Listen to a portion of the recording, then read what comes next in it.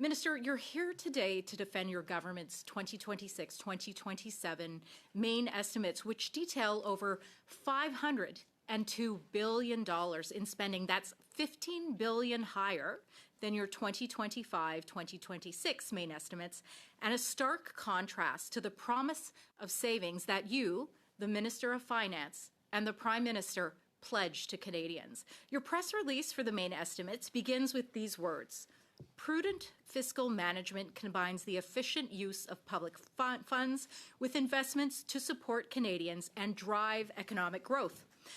I want to focus on the phrase efficient use of public funds specifically. You sit in a Liberal cabinet, which in 11 years since forming government has not once presented a surplus budget, and are a member of a Liberal government which, since 2015, has doubled the entire spend of the federal government, putting the Canadian taxpayers of not only today, but also tomorrow, my children and your children, on the hook for your reckless spending. Reckless spending, which includes a minimum of $60 million on the Arrive Can application, $300+ million on the Prescribe IT program, $6.6 billion on a benefits delivery program, which has left tens of thousands of seniors without access to crucial benefits like OAS, just to name a few. And reckless spending, which has seen the total cost of professional and special services across the government to rise to an incredible $26.6 billion in the main estimates alone. I want to talk specifically about your comprehensive expenditure review.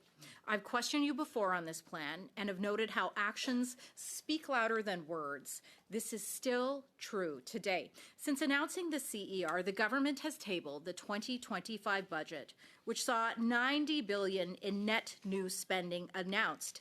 You've tabled the supplementary estimates, C, for 2025-2026, which asked for an additional $5.4 billion in spending last year, and you've tabled these main estimates, which asked for $502 billion in approvals. None of this spending, President, is less, and none of this has shown any progress in the CER. In these main estimates specifically, you presented a plan which sees 64 departments and agencies requesting more money in 2026 than last year. This includes your own department, which has $11 billion in more spending this year over last. Not only is the total spending on departments higher, the actual cost of bureaucracy or personnel is up as well in the main estimates, with personnel spending up $3 billion and 62 federal organizations boosting their personnel spending from last year. This is coming despite your promise to rein in the size of the federal public service, which your government has nearly doubled in the past decade.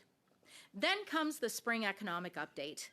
As Shadow Minister for the Treasury Board, I was holding out high hopes that this update would finally outline progress made with the CER or showcase how the government is taking its responsibility seriously to be the efficient steward of public funds, as you and your superiors have promised. However, this wasn't the case. The spring update doubled the deficit that Justin Trudeau had expected for 2026-2027 and added another $37 billion in net new spending to our debt.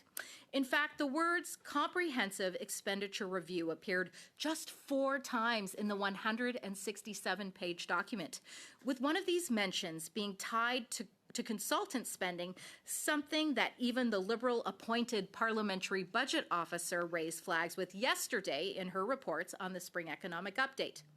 Nothing that, despite previous government initiatives to cap or reduce spending on consultants. The public accounts indicate that this spending item has increased consistently in recent years. Canadians expect prudent fiscal management of their tax dollars. However, your government is not delivering on that, President.